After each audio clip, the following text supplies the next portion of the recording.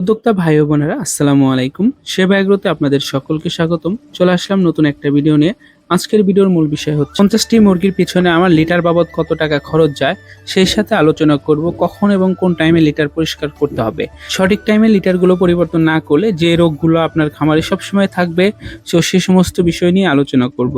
আশা করি সম্পূর্ণ ভিডিও জুড়ে আপনার সাথে থাকবেন, না টেনে সম্পূর্ণ ভিডিও দেখতে হবে, না হলে হয়তো অনেক কিছু আপনারা বুঝতে পারবেন না। যাই হোক, আমরা যারা মুরগি পালন করে থাকি, বিশেষ করে যারা মেঝেতে মুরগি পালন করে থাকি, তারা কিন্তু লিটার ব্যবস্থাপনা নিয়ে একটা ঝামেলায় থাকি যে কখন কিভাবে লিটার পরিবর্তন করব এবং লিটার হিসেবে মেঝেতে কি ব্যবহার করা যায় এই বিষয় নিয়ে আমরা অনেকেই চিন্তায় থাকি। অনেকে আছি যারা বালু ব্যবহার করি বা কাঠের গুঁড়ো ব্যবহার করে থাকেন। তো সব থেকে বেশি যে ভালো হয় সেটা হলো ধানের যে রাইস মিলের চিটা হয় সেই চিটাটা ব্যবহার করবেন আপনারা। এর সাথে যদি কিছুটা কাঠের গুঁড়ো মিশাতে পারেন তাহলে সবচেয়ে ভালো হবে ইনশাল্লাহ। তো এই চিটার দামও দিন দিন বেড়েই চলেছে, অর্থাৎ এখন এটা কেজি হিসেবে বিক্রি হয়। আমাদের এদিকে 10 থেকে 12 টাকা কেজি হিসেবে বিক্রি হয়। এরপরেও দেখা যাচ্ছে যে ঠিকভাবে পাওয়া যায় না, অনেকটা চাহিদা সম্পূর্ণ একটা জিনিস এটা। তো যাই হোক, আমি 4 থেকে 5 বস্তা সবসময় রিজার্ভে রেখে দিই। লিটার যদি সবসময় শুকনো এবং ঝরঝরে রাখতে পারেন আপনারা, তাহলে দেখবেন মুরগির রোগবালাই একদমই হবে না। মুরগির ঠান্ডা সহ নানা রকম রোগবালাই যদি খামারে সবসময় লেগে থাকে তাহলে বুঝবেন আপনার লিটার ব্যবস্থাপনায় কিছুটা দুর্বলতা রয়েছে। অর্থাৎ যদি লিটারগুলো সবসময় শুকনো এবং ঝরঝরে রাখতে পারেন তাহলে মুরগির ঠান্ডা একদমই লাগবে না, সেই সাথে মুরগির রোগবালাই আসবে না বললেই চলে। মুরগি সুস্থ থাকবে বেশিরভাগ সময়। লিটারগুলো পরিষ্কার পরিচ্ছন্ন রাখবেন, খাবার এবং পানি ভালো মানের দেওয়ার চেষ্টা করবেন। পানি যেন কখনোই নোংরা দেন না আপনারা। অনেকেই আছি যারা ভ্যাকসিন করাটাকে ঝামেলা মনে করি, প্রপার টাইমে আমরা ভ্যাকসিন করতে পারি না, অর্থাৎ ভ্যাকসিনটাকে সবসময় মনে করি যে এটা একটা বাড়তি ঝামেলার বিষয়। আসলে এটা ঝামেলার বিষয় না। এরপরে যদি আপনারা ভ্যাকসিন না করতে পারেন তাহলে সবসময় চেষ্টা করবেন মুরগির লিটার যেন পরিষ্কার পরিচ্ছন্ন থাকে, ভালো একটা পরিবেশে যেন মুরগি রাখার চেষ্টা করবেন আপনারা। মুরগি যখন ভালো পরিবেশে থাকবে তখন দেখবেন 90% অসুখ হবে না একদম। তো এখানে আমার লিটার হিসাবে যে খরচটা যায় সেই খরচটার বিষয় নিয়ে আলোচনা করে নিই। লিটার হিসাবে আমি কি ব্যবহার করে থাকি সেই বিষয়টা আগে ক্লিয়ার করি আপনাদের মাঝে। আমি মূলত লিটার হিসাবে রাইস মিলের যে চিটা পাওয়া যায়, ধানের যে চিটা, সেটা দিয়ে থাকি এবং এর 30% দিয়ে থাকি কাঠের গুঁড়ো, অর্থাৎ 70% দেই ধানের চিটা এবং 30% দেই কাঠের গুঁড়ো।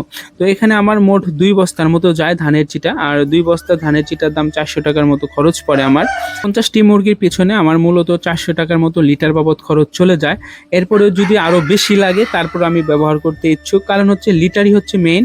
মুরগি যদি আপনারা সুস্থ রাখতে চান, আমি বারবার বলতেছি আপনাদেরকে লিটার পরিষ্কার পরিচ্ছন্ন রাখতে হবে। কোনোভাবেই যেন ভেজা এবং স্যাঁতসেঁতে পরিবেশ না তৈরি হয় সেদিকে আপনারা খেয়াল রাখবেন। পাশাপাশি আপনারা খেয়াল রাখবেন আলো বাতাস যেন সবসময় খামারে প্রবেশ করতে পারে এমন একটা স্থানে খামার নির্বাচন করার চেষ্টা করবেন।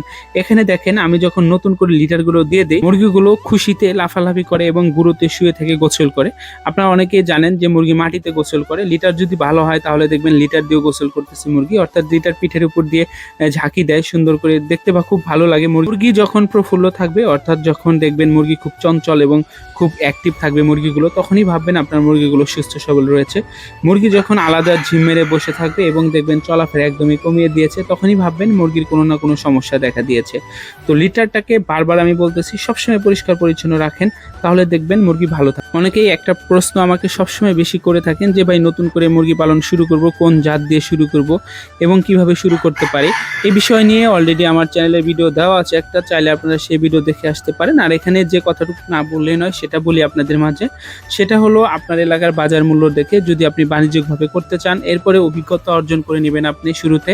তো অভিজ্ঞতা অর্জনের জন্য আমি বলবো অল্প পরিসরে শুরু করবেন। থেকে 30টার বেশি মুরগি আপনি কখনোই নেবেন না, কারণ এখানে কিন্তু নানা রকম অভিজ্ঞতা অর্জন করতে হবে আপনাকে। এরপর বড় পরিসরে খামার শুরু করতে পারেন, তবে অবশ্যই বাজার মূল্য দেখে নেবেন। ডিমের বাজার ভালো থাকলে ডিম দিয়ে শুরু করবেন এবং মাংসের যদি বাজার ভালো থাকে তাহলে অল্প পরিসরে মাংস উৎপাদন করা মুরগি দিয়ে শুরু করতে পারেন। এখানে ব্রয়লার, সোনালী এবং টাইগার মুরগি রয়েছে, আর ডিমের জন্য মূলত দেশি, মিশরি, ফার্মি এবং লেয়ার মুরগি রয়েছে।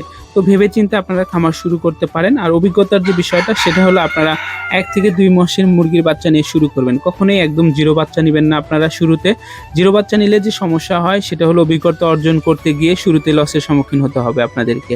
তো প্রথমে আপনারা 1 থেকে 2 মাসের মুরগির বাচ্চা নেবেন, এই হলো আপনাদের জন্য সবচেয়ে ভালো সাজেশন। এরপরেও যারা নতুন করে খামার শুরু করতে আগ্রহী, এই বিষয় নিয়ে অনেকগুলো ভিডিও দেওয়া আছে আমার চ্যানেলে, চাইলে আপনারা সেই ভিডিও দেখে আসতে পারেন। আর অনেক কথা বলে ফেললাম আপনাদের মাঝে, হয়তোবা কথায় কোনো ভুল হতে পারে, ক্ষমার দৃষ্টিতে দেখে নেবেন। আমি একজন খুবই ক্ষুদ্র খামারি, আমি চেষ্টা করি আপনাদের মাঝে যারা নতুন করে রয়েছেন তাদের কিছু বোঝাতে চেষ্টা করি, আর যারা আমার চেয়ে অভিজ্ঞতা সম্পূর্ণ রয়েছেন অর্থাৎ যারা আরও ভালো বোঝেন তারা রয়েছেন তাদের জন্য মূলত আমার ভিডিও একদমই না।